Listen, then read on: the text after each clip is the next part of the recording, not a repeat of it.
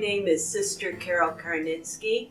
I'm province leader of the Servants of the Holy Heart of Mary here in the United States, stationed in Kankakee, Illinois.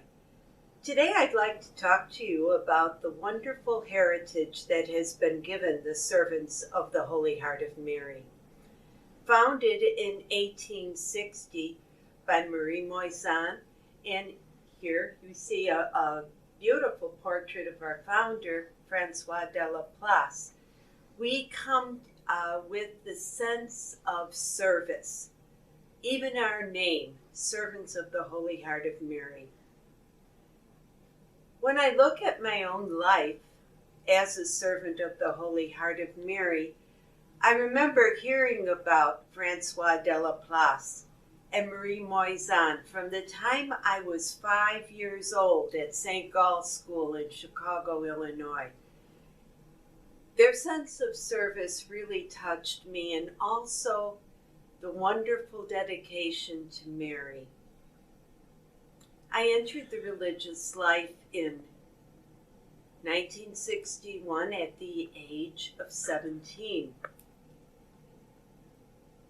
When I was about 20 and ready to make my first profession, I was very touched by the story of Cana, where Mary says to the disciples or to the workers at the wedding, "Do whatever he tells you."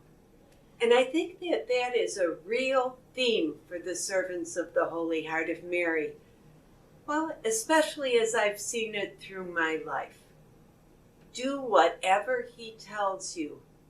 Although we have often been educators on various levels, or in healthcare, we also have been encouraged to follow our own talents and dreams to other kinds of ministries. Sometimes I'd laugh and say, either I'm in great demand or nobody wants me, because I changed whole ministries numerous times. At first I was a teacher, and all the skills I learned as a teacher are really applicable throughout my life. Then I became a campus minister and learned about life on a college campus. I remember being on a religious campus, not Catholic, and talking to a young woman who was frightened, very frightened. She wasn't Catholic, but she had met a Catholic boy, and they wanted to get together and get married, and they loved Jesus, and she was afraid that he was involved in a cult. And she came to me a little bit like Nicodemus at night, not that I'm Jesus, and talked to me about her fear. I'm happy to say they got married, and they were able to serve the Lord together. Then I became a pastoral minister in a church in a blue-collar parish. I loved that ministry.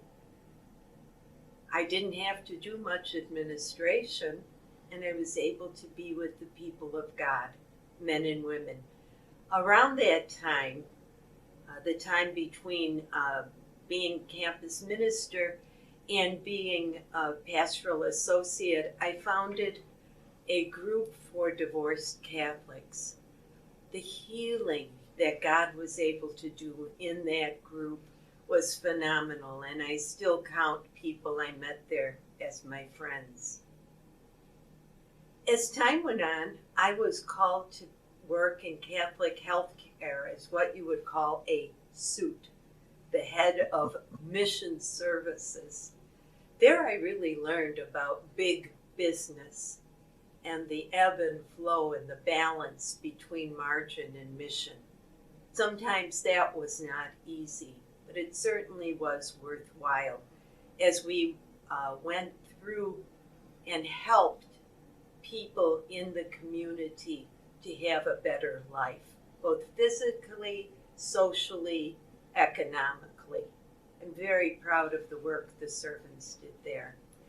When I was 8 years old, I had this thought that, it would be nice to run a parish. Well, God told me, yes, it would be nice. And well, early in my 60s, I got to be part of the Catholic community and be their parish life coordinator.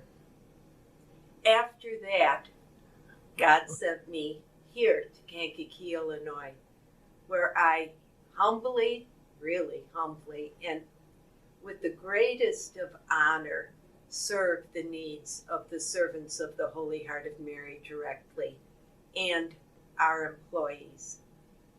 Well, if you've ever thought religious life is boring, just listen to what I just told you I have done during my lifetime. Just by listening to what Mary said, do whatever he tells you. Enjoy.